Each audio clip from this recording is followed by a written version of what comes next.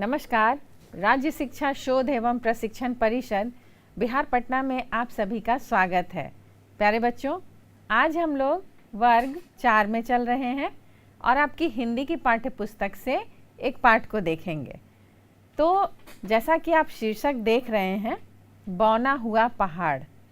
आखिर पहाड़ जो इतना विशाल होता है, इतना अटल होता है, अडिग होता है और एक बहुत ही चट्टान और ऊंचाई से वो अपने आप को दर्शाता है कि बहुत ऊंचा, मतलब आसपास का जो भूभाग होता है उससे तो ऊंचा होता है पहाड़। आपने देखा भी होगा चित्रों में, सिनेमा में, टीवी में, है ना। और आप मेरे साथ भी आज देख रहे हैं, दिख रहा है ना। हाँ, पहाड़ तो आखिर इतना ऊंचा, इतना विशाल, इतना कठोर और इतना दृढ़ माना जाने वाला पहाड़ कैसे बौना हो गया, या बौना क्यों कहा गया? बौना का अर्थ क्या होता है बच्चों? छोटा, है ना, जो बहुत छोटा दिखता है।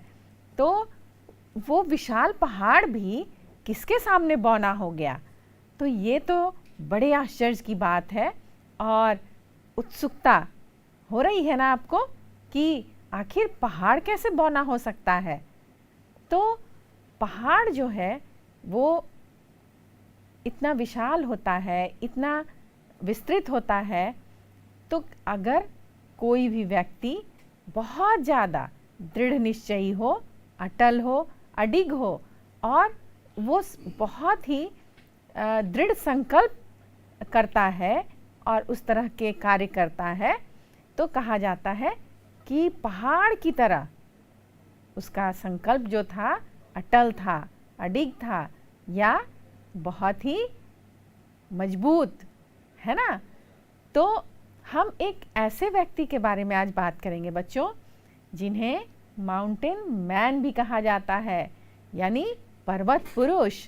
हाँ बच्चों, जिन्होंने पहाड़ को भी, जो इतना विशाल होता है, इतना दृढ़ होता है, इतना अडिग रहता है, उसे भी काट कर रास्ता बनाया। बहुत कठिन परिश्रम, बहुत मेहनत और दृढ़ निश्चय से। तो आज हम लोग बौना हुआ पहाड़ इस शीर्षक में, इस कहानी में उन महापुरुष के बारे में, माउंटेन मैन के बारे में और पर्वत पुरुष के बारे में हम लोग देखने जा रहे हैं। क्या नाम है बच्चों उनका? क्या आप जानते हैं? उनका नाम है दशरथ मांझी। हाँ बच्चों, आज हम लोग माउंटेन मैन दशरथ मांझी, पर्वत पुरुष दशरथ मांझी के बारे में देखने जा रहे हैं कि आखिर क्यों उन्हें, दशरथ मांझी को माउंटेन मैन, पर्वत पुरुष कहा गया। उन्होंने कौन सा ऐसा कार्य किया, उन्होंने कौन से ऐसी मेहनत की, कैसे पहाड़ भी उनके सामने बौना हो गया, यही हम लोग देखेंगे आज के इस शीर्षक में। चलिए देखते हैं, कहानी को सुनते हैं। क्या आपने कभी सुना है कि कोई व्यक्ति अकेले ही पहाड़ तोड़ दे? सोचिए, कभी आपके दादाजी या आपके परिवार के लोगों ने इस तरह की बातें बताई हैं? शायद आपने कहानियों में सुना हो या किसी फिल्म में भी देखा हो, लेकिन कोई व्यक्ति ऐसा काम करे, आसानी से विश्वास नहीं होता है ना। एक ऐसे ही व्यक्ति हैं दशरथ मांझी। हाँ बच्चों, जिनके बारे में मैंने अभी कहा, माउंटेन मैन, पर्वत पुरुष दशरथ मांझी। बच्चों, ये कहाँ के रहने वाले थे? दशरथ मांझी गया जिले के एक गांव गेहलोर में रहते थे। ये बहुत ही मेहनती और दृढ़ निश्चयी थे। तो जैसा कि आपने अभी चित्र में भी देखा, इनका चित्र आपने देखा, तो इन्हें कौन सा काम किया, क्यों इन्हें दृढ़ निश्चयी कहा जा रहा है, और इनके आगे पहाड़ भी बौना प्रतीत हो गया। तो चलिए आगे देखते हैं इस कहानी में। राजगीर की पर्वतमाला का एक भाग गया जिले तक फैला है। इसी पहाड़ी के नीचे एक छोटा सा गांव है गेहलोर। गेहलोर और आसपास के अन्य गांव के लोग पैदल ही वजीरगंज बाजार जाया करते थे। किसी तरह के वाहन से पहाड़ की घाटी को पार करना मुश्किल था। रास्ता इतना संकरा था कि सिर पर सामान रखकर पैदल भी उस रास्ते से होकर नहीं जाया जा सकता था। दशरथ मांझी ने घाटी के इस तंग रास्ते को चौड़ा करने का पक्का इरादा किया। बच्चों, क्या आप समझ पा रहे हैं कि घाटी क्या होती है? दो पहाड़ों के बीच से एक रास्ता या एक खाली जगह होता है तो उसे घाटी कहा जाता है। और ये इतना संकरा था, इतना पतला था, इतना कम जगह था उसमें, मतलब उस जगह से लोग पार तो करते थे लेकिन इतना संकरा था कि बहुत मुश्किल से ही लोग उसमें से आ जा सकते थे। तो ये रास्ता बहुत पतला सा था, पहाड़ के बीच का रास्ता था, एक दरार जैसा था। लोग सर पे भी सामान रखकर सोचते थे कि इसके अंदर से गुजर जाएं, तो कभी कभी फंस भी जाते थे, है ना। तो इन्होंने ये निश्चय किया कि ये अगर पहाड़, अगर यहाँ से एक रास्ता हो तो आना जाना आसान हो जाए, क्योंकि जहाँ तक ये जाना चाहते थे बाज़ार तक या उस जगह तक, वो काफ़ी घुमावदार रास्ता था, काफ़ी घूम कर जाना पड़ता था। मतलब कि ये जो पहाड़ था रास्ते में रुकावट बन रहा था। तो फिर इन्होंने क्या किया, आइए देखते हैं। बच्चों, पहले हम लोग इनके बारे में जान लेते हैं। तो देखिए, दशरथ मांझी का जन्म 1930 ईस्वी के आसपास हुआ। पूरा जीवन अभाव में बीता। किसी भी विद्यालय में वे शिक्षा नहीं ग्रहण कर सके। युवा होने पर इनका विवाह फगुनी देवी के साथ हुआ। गांव के ही एक किसान के यहाँ हल जोतकर और मजदूरी करके वे परिवार का भरण पोषण करते थे। खेतों में काम करने में इनकी पत्नी भी इनका साथ देती थी। तो देखिए फिर आगे क्या हुआ। एक बार की बात है बच्चों कि दशरथ मांझी घाटी पार जंगल में लकड़ी काटने गए। दोपहर हो चली। अब पत्नी को चिंता सताने लगी। अब चिंतित हो रही थी कि शायद वे प्यासे होंगे। मिट्टी के एक बर्तन में पानी लिया और वे दशरथ मांझी के पास चल दी। लेकिन यह क्या, घाटी के संकरे रास्ते में उनका घड़ा फंस गया। घड़ा जमीन पर गिर गया। उसे बचाने के चक्कर में वे स्वयं भी गिर पड़ी। घुटनों और हाथों से खून बहने लगा। पथरीला जगह था बच्चों, और जब वो गिरी तो वो चोटिल हो गई, उन्हें चोट लग गई और मिट्टी का घड़ा जो था पानी से भरा वो भी फूट गया। निराश और उदास फगुनी अपने पति के पास पहुंची। देखिए फिर क्या हुआ। दशरथ मांझी ने पूछा, क्या हुआ तुम्हें, उदास क्यों हो? फगुनी ने सारी बात बता दी। अब उन्होंने दृढ़ संकल्प लिया, मतलब उन्होंने अपने मन में एक पक्का इरादा कर लिया। पर्वत के कारण ही रास्ता संकरा है, मैं इसे चौड़ा करके ही रहूँगा। उन्होंने कुल्हाड़ी फेंक दी, क्योंकि वो तो लकड़ी काट रहे थे, है ना। तो कुल्हाड़ी फेंक दी और जुगाड़ किया एक छेनी एवं एक हथौड़ी का। देखिए बच्चों, छेनी क्या होता है, देख रहे हैं आप चित्र में। ये लोहे का, एक पक्का लोहा का एक टुकड़ा है और इसका जो अग्रभाग है, आगे का भाग है, वो नुकीला होता है। और हथौड़ी तो आप जानते ही हैं।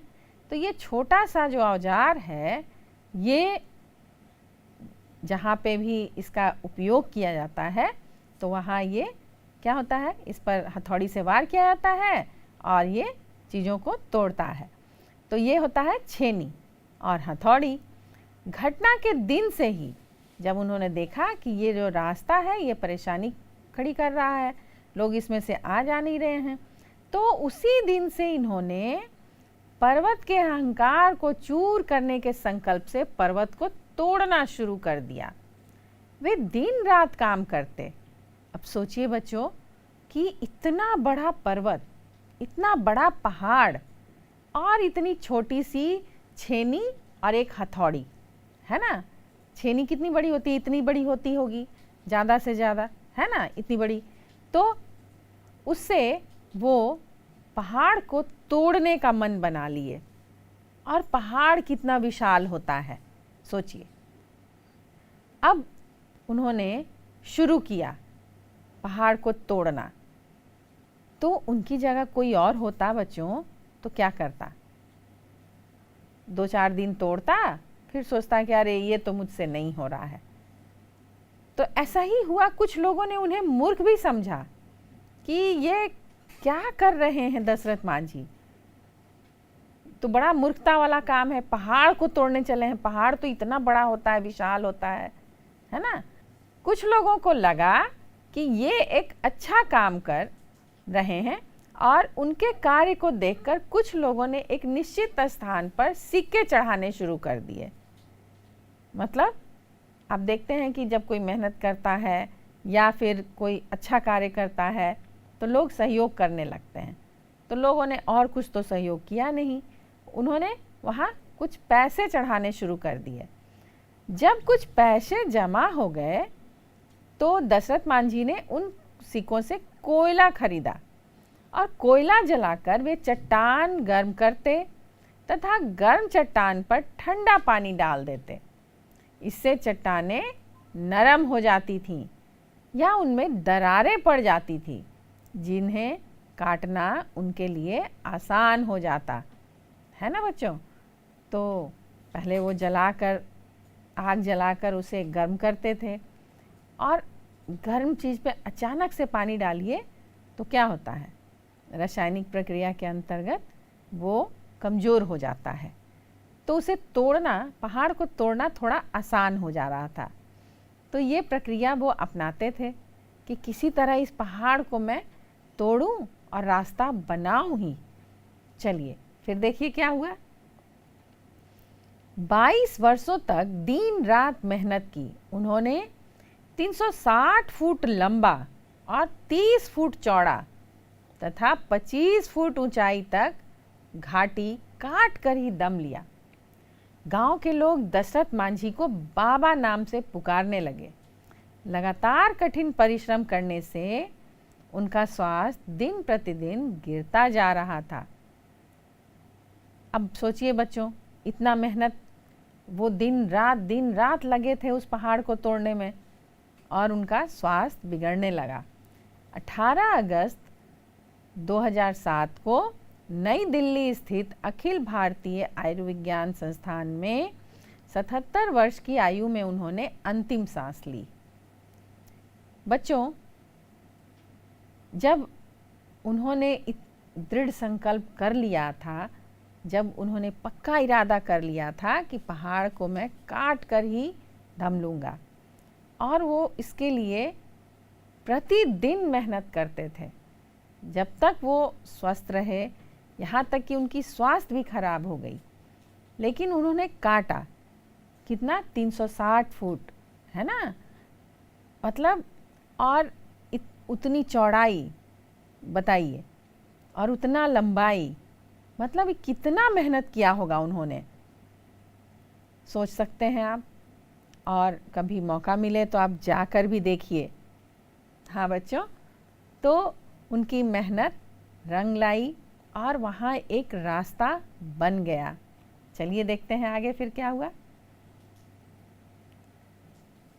तो जब उनकी मृत्यु बीमार रहने के कारण वहाँ हो गई, उसके बाद उनके गांव में पूरे राजकीय सम्मान के साथ उनका अंतिम संस्कार किया गया। राज्य सरकार ने उनके सम्मान में गेहलोर पहाड़ को काटकर बनाए गए मार्ग का नाम दशरथ मांझी पथ करने की घोषणा की। आप देख रहे हैं बच्चों चित्र में भी कि पहाड़ के बीच से ये रास्ता बना हुआ है ना, ये उनके मेहनत का परिणाम था। तो साथ ही साथ गांव में बनने वाले सामुदायिक भवन एवं अस्पताल का नाम भी उनके नाम पर होगा। तो ये गेहलोर घाटी है और उनके द्वारा काट कर बनाया गया पहाड़ के बीच में देखिए ये रास्ता है। तो इस रास्ते के बन जाने के कारण लोगों को घूम घुमा के नहीं जाना पड़ता है, अब सीधे वो अपने गांव आ जा सकते हैं।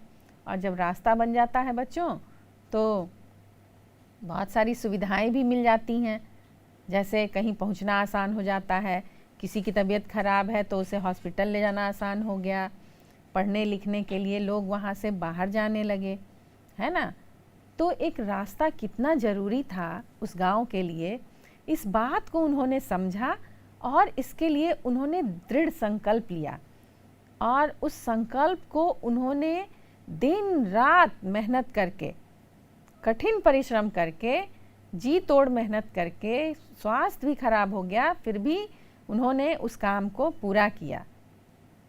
और जब उन्होंने ये महान कार्य किया, उसके बाद जब उनके नहीं रहने पर भी उस जगह का नाम, उस रास्ते का नाम उनके नाम पे पड़ा और वहाँ के जो अस्पताल थे, सामुदायिक भवन था, उसका नाम भी उनके नाम पर रखने की योजना है।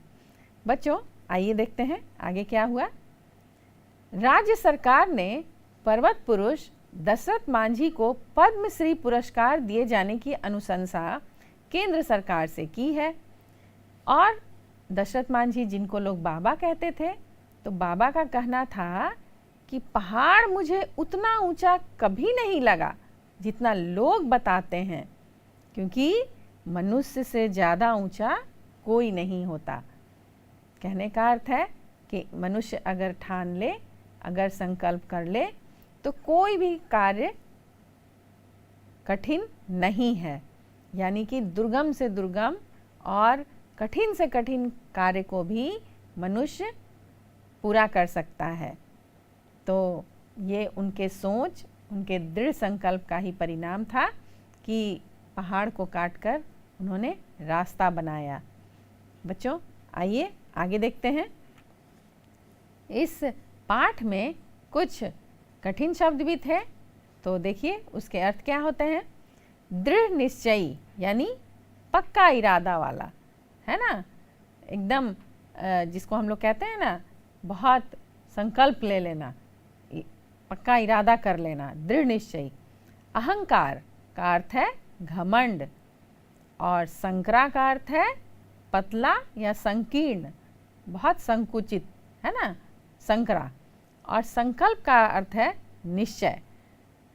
बच्चों इस अध्याय में कुछ अभ्यास कार्य भी हैं, तो मैं देखना चाहती हूँ कि आपने कहानी ध्यान से सुना कि नहीं और आपको क्या क्या याद है। तो अब हम अभ्यास कार्य करेंगे और आप बताएंगे कि आपने कहानी को कितने ध्यान से सुना और कुछ प्रश्नों के जो उत्तर हैं वो आप समझ रहे हैं कि नहीं, सही से दे रहे हैं कि नहीं। साथ ही साथ आप प्रश्नों के उत्तर लिखते भी जाइए। अपनी पाठ्य पुस्तक निकाल लीजिए, अपनी पुस्तिका में प्रश्नों के उत्तर भी लिखिए। चलिए अब हम लोग अभ्यास कार्य करते हैं। बच्चों ये बताइए कि यह कहानी किसके बारे में है।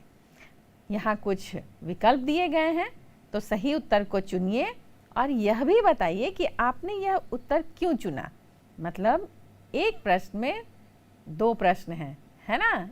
तो बताइए कि कहानी किसके बारे में है और फिर बताइए कि यह जो उत्तर आपने चुना है वो क्यों चुना। तो यहाँ विकल्प दिए गए हैं दशरथ मांझी के बारे में, पहाड़ के बारे में, लगन और मेहनत के बारे में, कि गांव के लोगों की तकलीफ़ों के बारे में। किसके बारे में ये कहानी है? सोचिए सोचिए और जल्दी से इसका उत्तर बताइए। क्या आपने लिखा? अगर आपने लिखा है तो चलिए हम लोग देखते हैं कि सही उत्तर क्या है।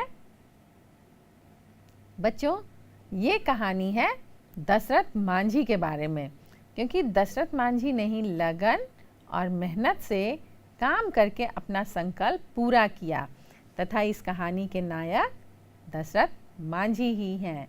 हाँ, तो ये कहानी इन्हीं के बारे में है। बच्चों आपने देखा इनका जन्म कब हुआ था? अगर आज दशरथ मांझी जीवित होते तो कितने वर्ष के होते? क्या आप जोड़ घटाव कर सकते हैं? तो करिए और बताइए। चलिए देखते हैं इसका सही उत्तर।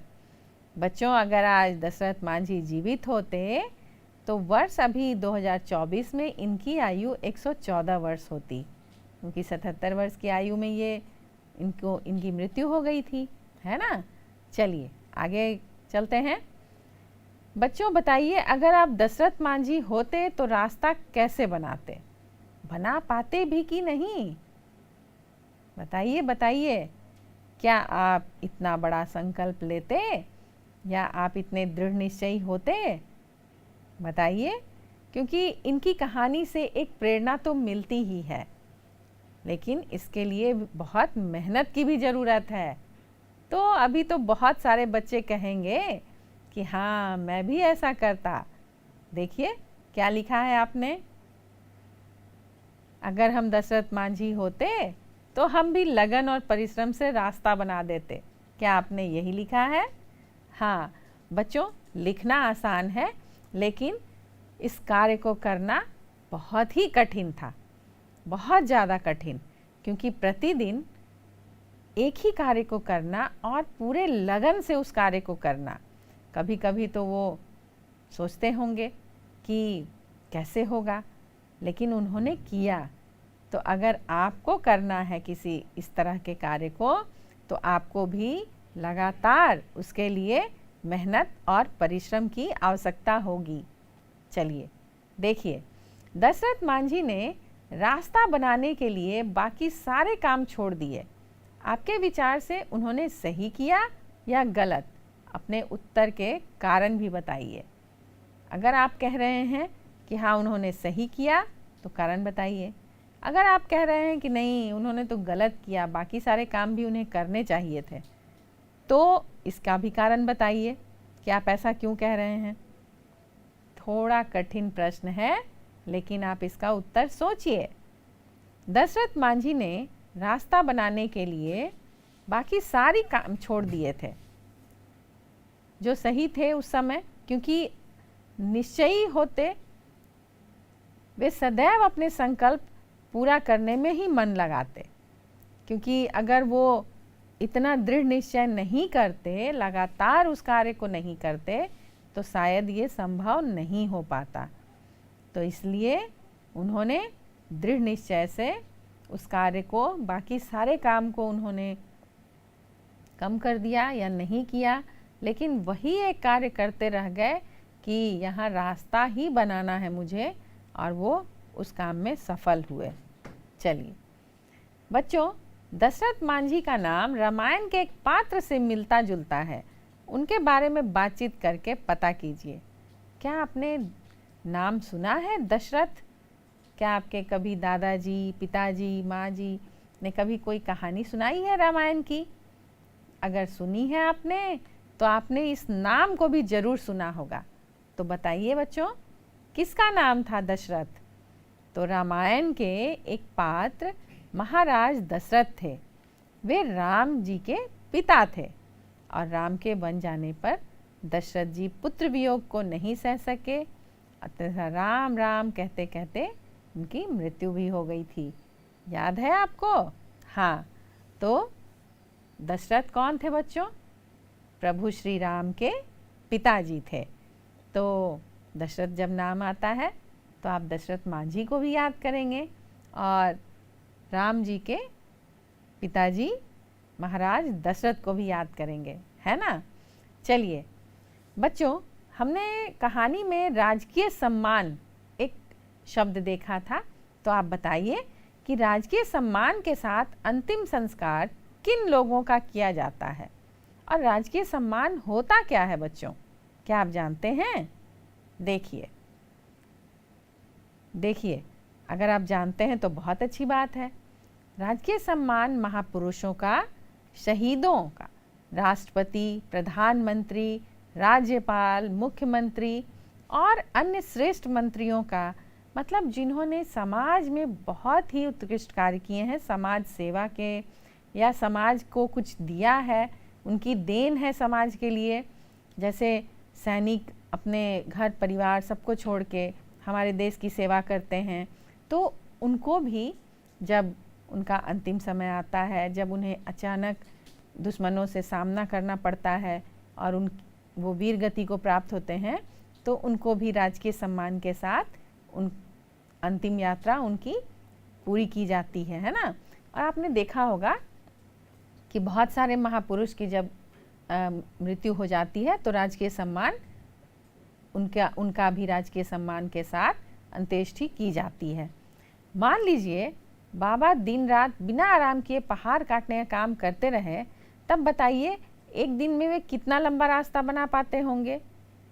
ये तो अब आपको जोड़ घटाव करना पड़ेगा बच्चों कि उन्होंने कितना रास्ता एक दिन में बनाया होगा, कितना वो बना पाते होंगे। तो ये अनुमान आप लगा सकते हैं और आप जोड़ घटाव करके आप निकाल भी सकते हैं कि जब 22 साल तक उन्होंने लगातार काम किया, 360 फीट लंबा रास्ता बनाया, तो एक दिन में 1.8 इंच प्रतिदिन उन्होंने रास्ते को काटा होगा, पहाड़ को काटा होगा, है ना। चलिए आगे देखते हैं। बच्चों, नीचे दिए वाक्यों का मतलब समझाइए। उनका स्वास्थ्य दिन प्रतिदिन गिरता जा रहा था। इसका मतलब क्या होता है? स्वास्थ्य गिरने का अर्थ होता है सदैव बीमार रहना, है ना। तो वे सदैव बीमार रहने लगे। आइए आगे देखते हैं। उन्होंने घाटी को काट कर ही दम लिया। दम लिया का अर्थ क्या हुआ बच्चों, बताइए। मतलब जैसे हम लोग ऐसे सांस लेते हैं ना, तो फिर सांस छोड़ते हैं, तो दम लिया का मतलब चैन की सांस लेना, है ना, अपने संकल्प को पूरा करके ही छोड़ना। इसका अर्थ है 77 वर्ष की आयु में उन्होंने अंतिम सांस ली। तो अंतिम सांस, बताइए बच्चों, जब जीवन होता है तो हम सांस लेते रहते हैं, और अंतिम सांस का अर्थ है कि उसके बाद उन्होंने सांस नहीं लिया, यानी कि उनकी मृत्यु हो गई। 77 वर्ष की आयु में वे मर गए, मृत्यु हो गई। चलिए, सही शब्द से वाक्यों को पूरा करना है। देखिए बच्चों, यहाँ दो अक्षरों में, शब्दों में यहाँ पे दिया गया है, तो इनमें से एक को आपको चुनना है कि उनके घुटनों और हाथों, यहाँ पे में होगा कि से होगा, खून बहने लगा। आप सोचिए और भरिए। आगे देखिए, उन्होंने खेत, यहाँ पे में होगा या पर होगा, हल जोतना छोड़ दिया। फिर दशरथ मांझी को होगा या पर होगा, काफ़ी गुस्सा आया। वे गर्म चट्टान में होगा या पर होगा, बताइए। ठंडा पानी डाल देते। दशरथ मांझी यहाँ ने होगा कि के लिए होगा, बताइए आप लोग। तो आप समझ रहे हैं, तो आप अगर बना चुके हैं तो चलिए हम लोग सही उत्तर का मिलान करते हैं कि आपने सही लिखा है कि नहीं। उनके घुटनों और हाथों से खून बहने लगा, है ना, से भरेंगे यहाँ। उन्होंने खेत में हल जोतना छोड़ दिया, पर तो नहीं होगा। दशरथ मांझी को काफ़ी गुस्सा आया, है ना, यहाँ भी पर नहीं होगा। वे गर्म चट्टान, यहाँ पर होगा, ठंडा पानी डाल देते, है ना। दशरथ मांझी ने कोयला खरीदा। तो यहाँ आपने देखा बच्चों कि यहाँ पे ने, पर, को कहाँ कहाँ हम आपने उपयोग किया। बच्चों, आज हम लोगों ने एक बहुत ही महान व्यक्तित्व दशरथ मांझी के बारे में, उनके जीवन के बारे में, उनके दृढ़ संकल्प के बारे में और उनकी मेहनत के बारे में देखा। और इसीलिए ये कहा गया कि उनका जो दृढ़ संकल्प था, उनका जो मेहनत था और उनकी जो लगन थी, लगातार उन्होंने परिश्रम किया, जिसके आगे पहाड़ भी बौना हो गया। इसलिए इस कहानी का शीर्षक है बौना हुआ पहाड़। बच्चों, इस कहानी से आपने क्या शिक्षा ली? इस कहानी से आपको प्रेरणा मिली? आपने ये देखा कि अगर मनुष्य दृढ़ निश्चय कर ले, संकल्प कर ले और कठिन परिश्रम करे, तो वो अपने लक्ष्य को जरूर प्राप्त कर सकता है। बच्चों, अभी आपको कौन सा लक्ष्य प्राप्त करना है? आपको अपने अध्ययन को जारी रखना है, आपको अपने पढ़ाई में पूरा मन लगाना है ना बच्चों? आप ऐसे ही मेहनत कीजिए, लगातार परिश्रम कीजिए और आपको जितना भी कार्य दिया जाए उसे पूरा कीजिए। स्कूल में मन लगाकर पढ़िए, शिक्षकों का, अभिभावकों का, माता पिता का बात ध्यान से सुनिए और उस पर अमल कीजिए। बच्चों, आज की कक्षा में इतना ही। हम लोग फिर मिलेंगे एक नए विषय के साथ और बहुत सारी जानकारियों के साथ। तब तक के लिए नमस्कार।